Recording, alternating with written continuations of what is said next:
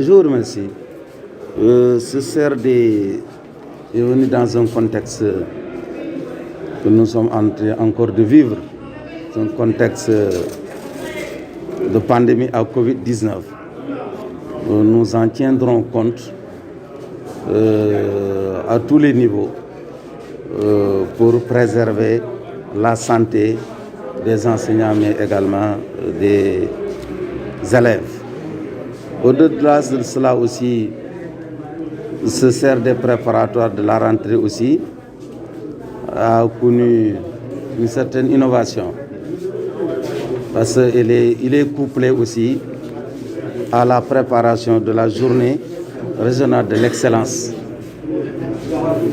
qui revient parce qu'avant l'Académie de Kaolack organisait la nuit de la craie à un moment donné qui a été un peu rangé dans les tiroirs. Maintenant, on fait revenir cet événement-là sous l'appellation de Journée de l'excellence, qui consiste à promouvoir l'excellence à tous les niveaux, au niveau des élèves, toutes catégories confondues, et aussi au niveau de l'encadrement. Parce qu'il est bon aussi quand même de primer le bon encadrement. Au niveau aussi de la communauté, parce que l'école est tellement sérieuse qu'on ne peut pas la laisser entre les mains des seuls enseignants. Il y a aussi des partenaires. Et ces partenaires-là aussi, il y en a parmi eux qui se distinguent. Il est bon aussi de les primer.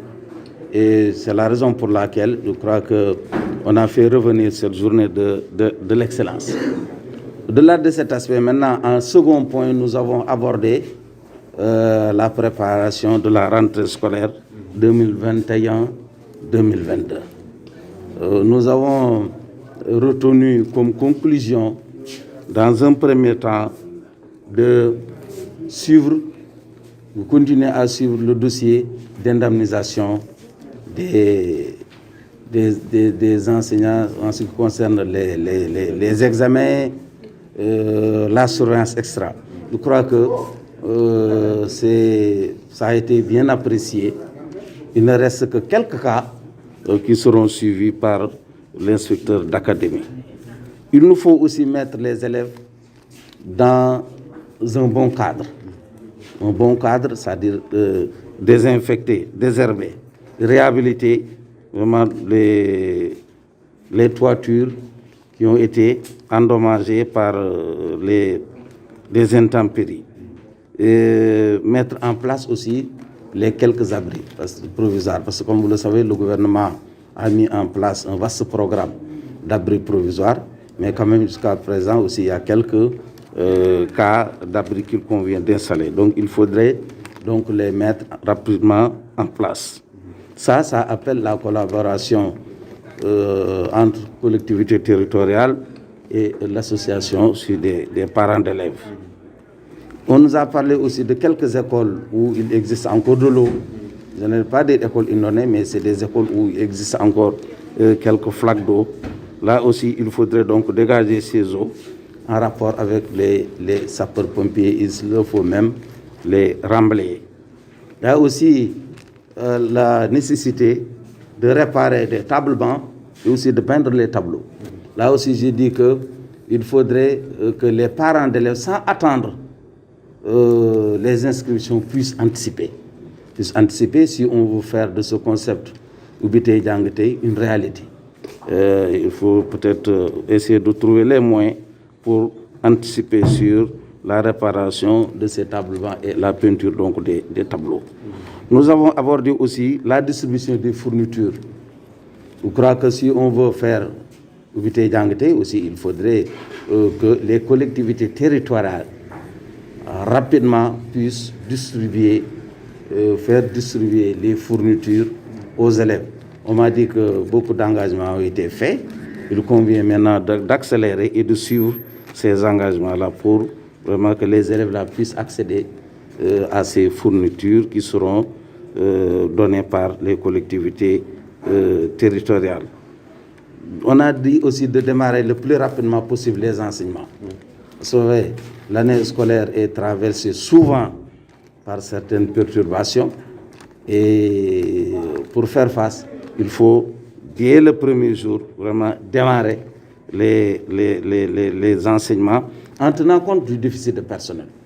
On a signalé le cas de déficit de personnel, mais j'ai demandé à l'inspecteur d'académie de faire démarrer donc ces enseignements en mettant en place des emplois du temps qui tiennent compte de l'existant, qui tiennent compte donc de ce déficit et faire fonctionner les classes à partir du personnel existant, étant donné qu'on attend du renfort, on attend donc de nouvelles recrues qui seront sorties des écoles de formation.